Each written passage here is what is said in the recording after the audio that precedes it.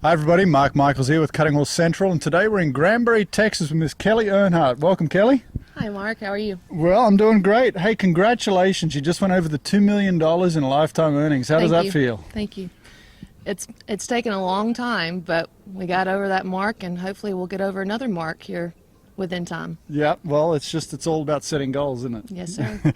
So you were a limited open finalist here at the Futurity, the 2019 NCHA Futurity. Yes. You missed the open semis by half a point, and I mean, who'd have thought a 33.5 wouldn't go to the finals? Well, I actually thought it was going to take more than that. It was looking like a 34.5, 35 there for a bit, but I was lucky to get that far, and I was proud of my horse, and we ended up making the limited open.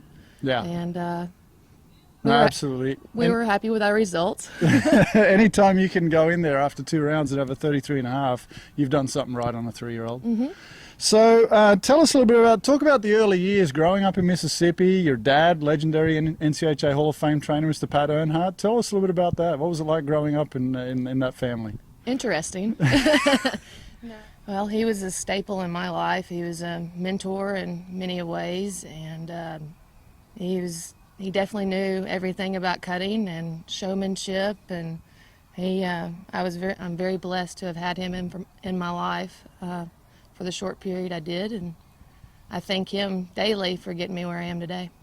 Yeah, and Bad, he was he was a cow horse trainer. Yes. And that's what was cool about the Futurity this year, is seeing Gary go down there and win it, and show that's still, such a big part of our sport. Yes, and I went and congratulated Gary. I was so happy for him, and he mentioned to me, he said, the last time I was here, your dad was with me in '95, I believe. Yeah, so yeah, cool. That is pretty special. So you had a really successful career as a non-pro. Mm-hmm. What drove you through those years? What made you get to the level you did?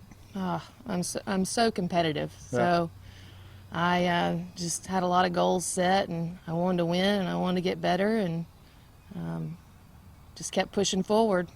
Yeah, and you went, especially in the latter years, you were just, you continually at the top of the leaderboards at all the shows, and then you made the decision to turn pro. Tell us a little bit about that.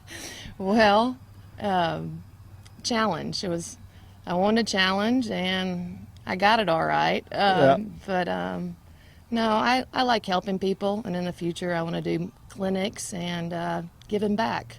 The association's been so good to me, and I really enjoy it. Yeah, and you've gotten to work, obviously with Pat, but you've gotten to work with some other great trainers, Clint Allen. Tell us a little bit about some of the other trainers that have maybe influenced your program a little bit. Oh, there's so many.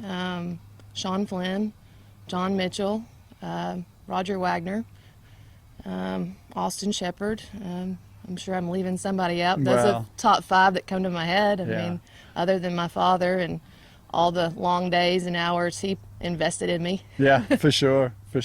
So you're mainly focused on the aged events and futurities. What are some of the things you look for in a futurity horse? Integrity. Integrity goes a long way. It's hard to find that one that has the whole package, but I like to see them when they have a lot of try, and obviously I like for them to be a cow horse, but not all of them are that way. All right, so you've built beautiful facilities here. You got 50 acres here in Granbury, Texas. Tell us what made you want to come here? Well, I moved to Weatherford in 2007, and I went to work for Clint Allen, and I kind of always liked it around the Silverado area, and Granbury's a nice little town, and I thought this would be a good place to build it. And if I ever wanted to move back to Mississippi, I didn't think it'd be real hard to get rid of it if I needed to. So what are some of the things you like to do outside the cutting pen? I like to play a little bit of golf. You do? Yeah. It's just as challenging as cutting, but it's a mental game. Yes. So what are some of your favorite foods? What do you like to eat?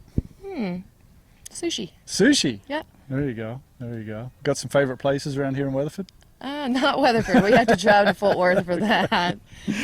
So you've gotten to ride a lot of really good horses. Can you name 1 or 2 horses that have really, been a big impact in your career and influenced you? There's been so many. When I was younger, my father trained me some good ones, and they kind of got my foot in the door of winning a little bit. And then while I was with Clint, we rode some good ones there, and kind of took me to a new level. And I can't really just pinpoint one, because there's a handful that have really helped me get to where I'm at. What about your favorite moment in the show pen? Do you have one that really stands out to you? Not off the top of my head. I just remember when I was, I think, 15 or something, and I won my first age event there in Fort Worth, non-pro, and I don't think anybody was expecting that, nor was I. And That's a pretty cool accomplishment. yeah, I mean, it was a long time ago, but I remember my parents being very proud, and As they should be. yeah, Of any 15-year-old girl that comes in and wins an age event. we still have a long ways to go, but Absolutely. Well, do you have some immediate goals? I mean, obviously the futurity, that's on everybody's list. oh yeah. Do you have some other goals that you kind of set, like leading up to that, or how do you kind of, take on the new year? One step at a time, and just keep training them and putting a good foundation on them, and we'll get there one day. So Kelly, what advice do you have for people looking to get into the sport of cutting, getting started?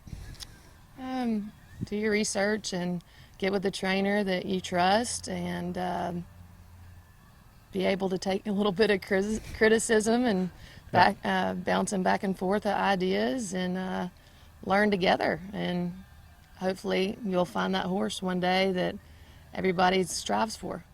Thanks for having us out here today. Congratulations on the $2 million mark. I know it won't be long before we're talking about the $3 million. I hope and so we're wishing you all the best in 2020 and look forward to seeing you in the show pen. Thank you, Mark. Happy New Year. Thank you, you too.